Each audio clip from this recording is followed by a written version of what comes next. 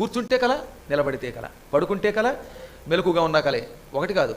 గరళము మృంగుటయును, విషం తాగినట్టు కలొచ్చింది. పోయే కాలం వచ్చే ముందు విషం తాగినట్టు కలొస్తుంది. ఎవరికైనా సరే విషం తాగినట్టుగా రాత్రి కలొచ్చిందంటే వాడు కేవలం 3 నెలల్లోపు చచ్చిపోతాడు.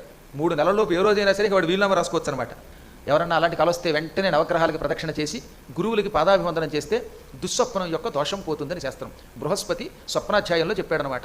అందులో ముఖ్యంగా రాత్రిపూట, అమావాస్యకు ముందొచ్చే రాత్రిపూట కొంచెం వెన్నెల కనుక కనబడిందా, ఆ వెన్నెలుండగా కలొచ్చిందా ఇంకా తొందరగా ఫలిస్తాయి. విషం తాగినట్టు రాకూడదు.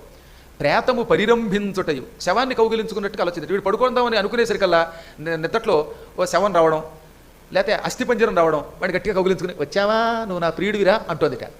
ప్రేతముని కౌగిలించుకున్నట్టు కలొచ్చిందంటే యమధర్మరాజు గారు వీడిని ఆహ్వానించినట్టే, వీడు టిక్కెట్టు పుచ్చుకోవచ్చు, బకెట్టు తన్నవచ్చు అని అర్థం అనమాట. నగ్నభావుడగుటయున్, గొడ్డెప్పి తిరుగుతున్నట్టు కలొస్తుందిట. కలలో కనుక వస్త్రములు లేకుండా తిరిగినట్టు ఏ వ్యక్తి అయినా తనకి తాను కనబడ్డాడంటే ఇక వాడు కూడా ఎక్కువ కాలం ఉండడని అర్థం.